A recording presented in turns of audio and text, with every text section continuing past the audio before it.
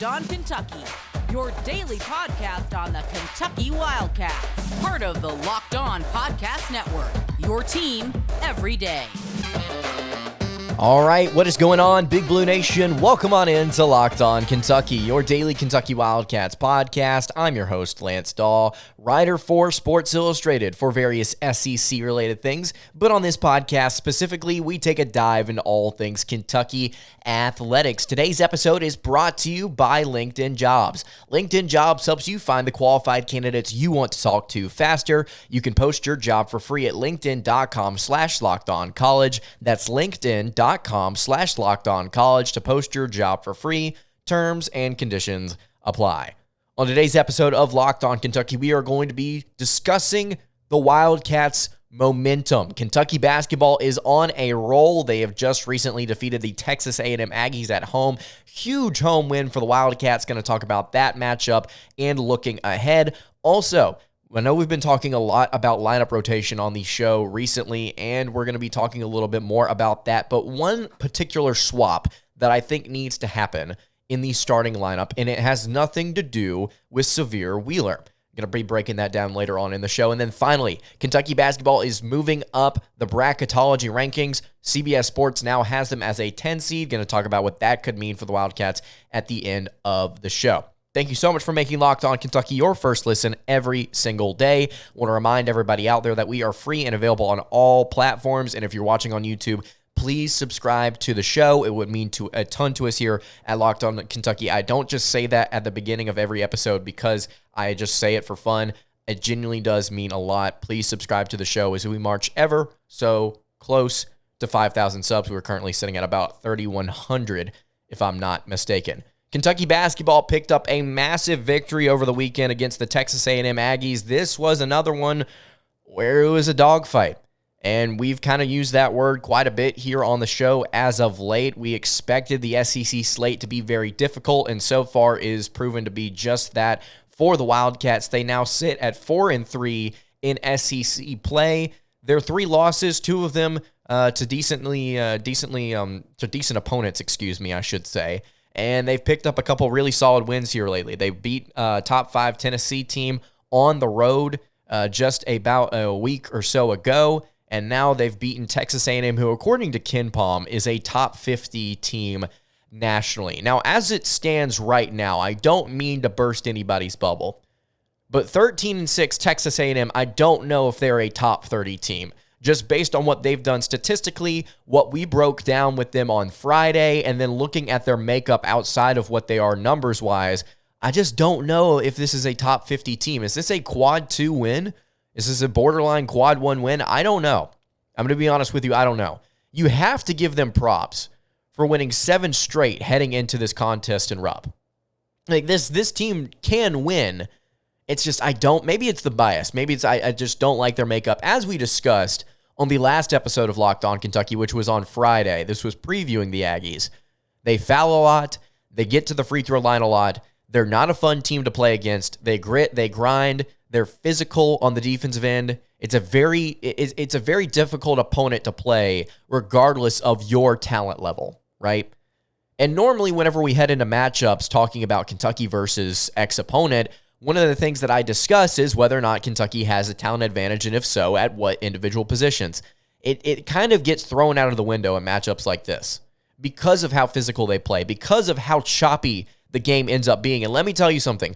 I said this game would be choppy and the pacing wouldn't be fun, and sure enough, we saw in the second half some very questionable officiating, some technicals issued out. It was a weirdly paced game. Kentucky ended up winning. Oscar Tshiebwe, we thought would statistically perform in this game, and he got some rebounds, but he ended up only shooting 5 shots in 29 minutes, which is very surprising to me. What Kentucky elected to do instead in this game, against a team that likes to grit and grind and put you on the foul line, they decided that they would shoot a ton of threes. They would just work the ball outside, and that they would go behind the arc, and they would fog it up. Now, 34.4% is nothing to write home about. It's not terrible, but it's nothing impressive. That's what Kentucky shot from outside the arc in this game. But they took 32 threes as opposed to Texas A&M's 16. and they ended up making 11 as opposed to Texas A&M's 3. That was the story of this game. That's where it starts and ends for the Wildcats. They took their threes, and they made a lot more because they ended up taking a lot more. Texas A&M, like we mentioned on the previous episode, is not a prolific three-point shooting team. In fact, most of their points come from the foul line, and 16 of their 67 came from the charity stripe in this contest. But there was a huge discrepancy, I think, from three that I did not expect. Now, I did point out, and this is something that you and I talked about the importance of CJ Fredrick, Antonio Reeves, Cason Wallace, even Severe Wheeler if he got into the game, their outside shooting and how important that would be for Kentucky. CJ Fredrick ended up going 2 for 10. Cason Wallace ended up going 1 for 7. Chris Livingston hit both of his outside shots. Antonio Reeves went 5 of 11, which is pretty solid. So all in all, not a good three-point shooting day, but again, it's the volume. It's that John Calipari decided to come out and shoot a bunch of threes, and they ended up hitting a pretty decent amount. It's an impressive win, I think, for where Kentucky's at rather than where Texas A&M is at. So the Wildcats right now are struggling, I think, to put together a cohesive basketball team. They're trying to find that momentum, right? They're trying to find that consistency. And now that they have a 3-game winning streak going on, they head into Vanderbilt this Tuesday, tomorrow, and they are going to prepare for what should be another dogfight. But because of this momentum, because of this energy, because of this cohesion that they maybe are now trying to finally find, they can maybe pull out a win. And I want to talk about the importance of this Kansas game coming up this Saturday, later on in the show. But KenPom has dramatically changed the way that they have thought about this game. It's almost a 50-50 contest, which is weird considering Kansas is their 9th best team on the road against the 33rd best team. Normally, you don't see that drastic of a shift to where now it's almost an even matchup because of where the Wildcats are at right now. But guys, there is potential here. I'm not saying that this team is going to accomplish X, Y, or Z. I just want everybody to acknowledge Kentucky basketball right now all of a sudden is on a roll. And you may say, well, 13-6 is not on a roll. I'm talking just this past week, these past 12 days or so, the Wildcats have found a little bit of rhythm, and they have won basketball games, these 3 basketball games, in different ways. But they have all ended with the conclusion that this team has heart, this team still has fight, and this team can put together a cohesive effort in order to take down any sort of opponent, whether that be a top 5 team in the country or whether that be one of the lower tier teams in the SEC in Georgia. That South Carolina loss, I expected things to fall apart after 10-6. Now 13-6, things could still fall apart. I want to be very clear here. Things still could fall apart. But there's also way more opportunity, I think, for Kentucky to turn things around. And I think part of it, this turnaround, has to do with the adjustments that Calipari has made for this lineup. And I think that there is one more thing that may need to happen. If Kentucky's trying to solidify how they do things moving forward, there's got to be, I think, one more lineup change made, one more adjustment made. It's not significant, but I think that it's significant enough to where it could impact Kentucky's overall scoring ability in the future. I want to talk about that in just a second. Before I do that, though, I want to tell you guys about our friends over at LinkedIn Jobs. As a small business owner or hiring manager, you know that success in 2023 all depends on the team members you surround yourself with. That's why you have to check out LinkedIn Jobs. With LinkedIn Jobs, you can hire qualified candidates more efficiently by matching your open roles with people who have the skills, values, and experiences to help you achieve your goals. LinkedIn helps find the right people for your team faster and for free. It's incredibly easy to create a free job post. On top of that, you can add your job in the purple #hiring frame to your LinkedIn profile to spread the word that you're hiring. Simple tools like screening questions make it easy to focus on the candidates with just the right skills and experience so you can quickly prioritize who you'd like to interview and hire. It's really, really simple. LinkedIn Jobs helps you find the qualified candidates you want to talk to faster. You can post your job for free at linkedin.com/lockedoncollege. That's linkedin.com/lockedoncollege to post your job for free. Terms and conditions apply. All right, moving along here on the Monday edition of Locked On Kentucky. Lance Dawe hanging out here with you. Kentucky basketball, like we just mentioned, picked up a massive win in terms of momentum over the Texas A&M Aggies just this past Saturday. Something else I want to note here before we kind of move on to this rotation, outside of Oscar Tshiebwe not performing well in this game, can we please give our flowers to Jacob Toppin, who all of a sudden has turned things around? He is so hot and cold and hot and cold. He had 2 games where he had more than 20 points. Then he had 2 games where he had less than 5. And now he's had 2 games where he's back into double figures. And this game against Texas A&M, he went 7 of 12, 1 of 2 from 3, had 4 rebounds, 3 assists, a block, 2 steals, filled the stat sheet up. The senior from Brooklyn is hot and cold, but whenever he's hot, he's very effective for this team. And do I think that it's matchup based? That's probably part of it. Texas A&M probably, you look at their lineup rotation, they don't have a lot of great answers for what Jacob Toppin is. So that probably factored into this a little bit. But props to Jacob. Props to Jacob for not continuing on the slide and managing to find some rhythm and to find some, the bottom of the basket in this game, pretty much. I wanted to shout him out. I also wanted to note something else. Again, there's so much to take away from this game. I hate that we breezed through it. 12 turnovers for Kentucky as opposed to Texas A&M's 16. 13 personal fouls for Kentucky as opposed to Texas A&M's 18. I said in the preview show that Kentucky would not be able to find a way to get away from Texas A&M's fouling issue. They have an addiction to fouling and to getting fouled. And Kentucky managed to get away from it. They played really well on that end. Although Texas A&M made all 16 of their free throws, A&M capitalized as good as they possibly could have. Wildcats still managed to pull away from it and find a way to win. Props to Jacob Toppin. Props to Calipari for managing to find a way to kind of control the game and play it a little bit more of the way that I think the Wildcats wanted to. Props and respect to that. All right. Kentucky basketball right now, I think, has a lineup adjustment that needs to be made. Some of you may disagree with this. Some of you may agree with this.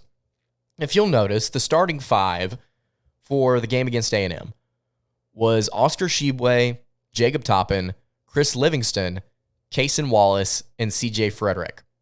CJ Fredrick ended up playing 35 minutes in this game. And we noted earlier on in the season, did you notice there, after about 5 games, his minutes started to dip dramatically.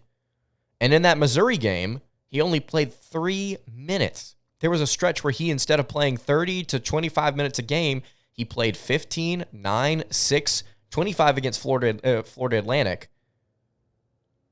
And then he played, against FAMU.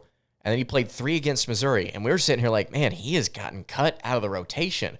Part of it had to do with the fact that he was dealing with an injury, and now that he's gotten that hand taped up, he's out there and he's shooting again. But the problem with CJ is that he's been taking a lot of shots recently. He's had no less than 8 each in the last 4 games, but he's not knocking them down. Now, he had a good game against South Carolina, but these past 3 games against Tennessee, 4 of 11. Against Georgia, 1 of 8. And against Texas A&M, he was 3 of 12. So sure, in 3 of these last 4 games, he's averaged double figures, but he's shooting a bunch, and it's really inefficient. And this is something that we talked about heading in whenever he came in. Believe it or not, my first episode of this show was talking about CJ Fredrick and what they were losing in him whenever he first got injured. It was efficiency. And now we're looking at it like, well, we expected this guy to be efficient, but 39% from the floor, 35% from 3, it's not that great. And when you look at their numbers recently, they've gotten worse. So what do we expect? Sure, he's hit a couple of clutch shots. A couple of clutch shots do not overrule a better shooting percentage overall on that same amount of shots. And better efficiency trumps clutch shooting. Because if you have better efficiency, you'll never have to get to a point where you need a clutch shooter. You'll consistently find yourself in better situations where you have a bigger lead. So with CJ Fredrick right now, I'm sitting here thinking, okay, is there anybody on this team comparable to him in size that could maybe rotate in and maybe play and start at the 2?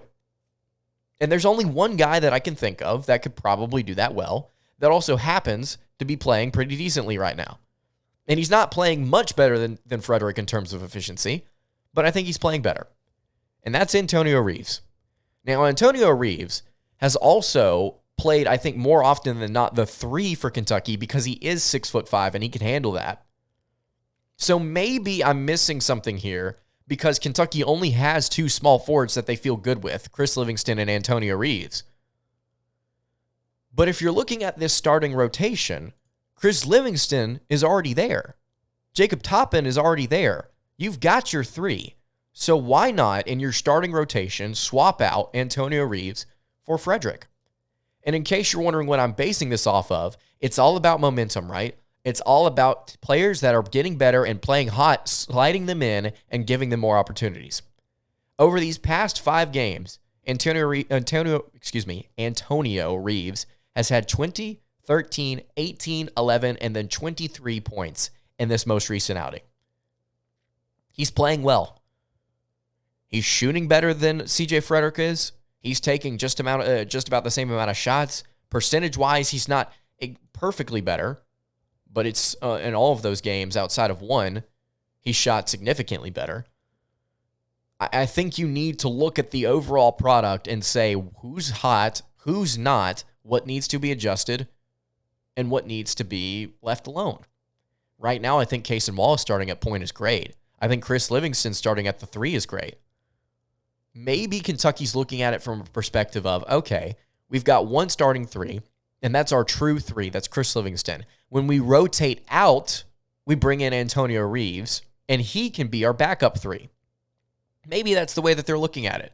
What I would think is that you give Antonio Reeves a starting role. When you go to sub, you just leave the 2 and the 3 in, and then you rotate out accordingly out elsewhere.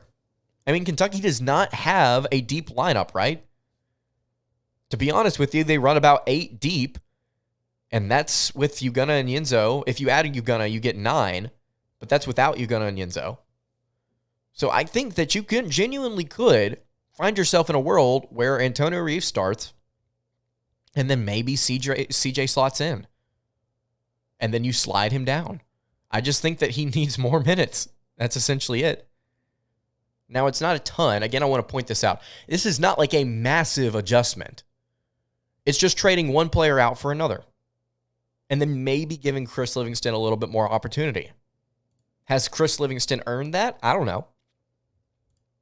But right now, I think that if you're trying to capitalize, it's all about what's happening in the moment, then this could be an interesting move. That's just my thought on it. If you guys disagree with that, you can let me know in the YouTube comments below, or you can hit me at Twitter at LockedOnUK over there. You can DM me and give me your thoughts as well. Hey, before we move on to this bracketology thought I have, I just want to remind you guys to please subscribe to the show if you have not already. It would mean a ton to us here at Locked On Kentucky if you subbed. If you're listening on podcasts, would really appreciate it if you left us a review. 5-star reviews preferably. I try and shout you guys out whenever you leave a review. Let me know what you think about the podcast. I would really appreciate it. All right, wrapping up the Monday edition of Locked On Kentucky. Lance Dawe hanging out here with you. 2 things I wanted to note before we head out. Kentucky, right now, according to CBS Sports Bracketology and Jerry Palm, they've moved up from the 11 seed to a 10 seed. They are currently right now projected to play in the Midwest region, which also includes SEC teams Alabama at the 1 and Arkansas as an 11 seed. And the Wildcats would be slated to play Wisconsin, which could be an interesting matchup. But I want to take away from what could be happening with the individual matchups here, because none of it truly matters. I mean, we've got a pretty good idea of who the higher seeded teams are going to be at this point, but there's so much that could change that I think we need to put it on reserve. Like, okay, we know where these lower tier seeds are going to be. We need to pause and say, do we even know if Kansas State's going to be a 1 seed? Because right now they are projected to be 1, which is, really, really hard to grasp. But they've also had just a really, really solid strength of schedule in terms of what they've done in conference play. But anyway, point being, Kentucky's building momentum. They're finding something right now, and they're back in it. This is something we talked about last time we talked about bracketology. They're back in it. And on top of that, they're executing. They've now gotten that win over Texas A&M. I want to turn our attentions here to the net rankings. I don't know if we talked about this last time, but Kentucky right now is 39th in the net rankings. They're 13-6 overall, and their resume, just to be completely honest with you guys, is pathetic. This resume is awful. I mean, it's just straight up bad. I think the last time we talked about the net rankings, we discussed this, but I'll recap it here for those who weren't there or don't know. The net rankings is a computer system, a mathematical system that breaks down strength of schedule, how teams are performing, who they've beaten, how they've beaten them, who they lost to, how they've lost to them, what conference they're in, the strength of their individual conferences, all these different things like that. And it ranks every single team in college basketball accordingly. And it also divvies up college basketball into 4 different quadrants. Quad 1, Quad 2, Quad 3, Quad 4. Obviously, you want as many Quadrant 1 wins as possible. But you just need to win as many games as possible, to be honest with you. But you need those better wins. You need those wins against solid opponents. Kentucky has played 6 games against Quad 1 opponents. They are 1-5 in those games. They've only played 2 Quad 2 opponents. They've beaten all of those. And they have a Quad 4 loss, which I can only assume is South Carolina. That's bad. That loss to South Carolina hurt. And on top of that, their top-end victories are very, very few. There's almost none. There's 3 that you could maybe say, oh, that was a solid win. But even then, not really. And you need way more to be considered to get into the tournament and to be a respectable seed. So there's still a lot of work to be done. Absolutely a lot of work to be done. The net rankings think that Kentucky needs some work to do. Jerry Palm, to be honest with you, the reason I'm highlighting his stuff is because he is way higher on Kentucky than ESPN and and Andy Katz over at NCAA.com. Because last time I checked, the Wildcats weren't even in the NCAA tournament in either of those 2. Now, they may have updated up until this point. They may have updated over at ESPN because Kentucky was the first team out in the latest ESPN bracketology. But guys, this is a season that has not died. This season ain't over. At 13-6, we've got so many different things that we could accomplish, including that beating Kansas. Guys, I didn't think we had a chance to beat Kansas just a few weeks ago. I said after that South Carolina loss, like we would get drugged by Tennessee and Kansas. Well, we beat one of them, and we're going to be in it against the other one. It's all on the table. It's all on the table. That's going to do it for today's episode of Locked On Kentucky. If you have any questions for the show, you can hit me on Twitter. Make sure to follow us on Twitter as well, at Locked On UK. You can also leave it in the YouTube comments below, or you can hit me on the socials over at Instagram at Kentucky Podcast. I will see you all tomorrow for another episode of Locked On Kentucky previewing UK versus Vanderbilt. Hope you guys have a great rest of your day, and God bless.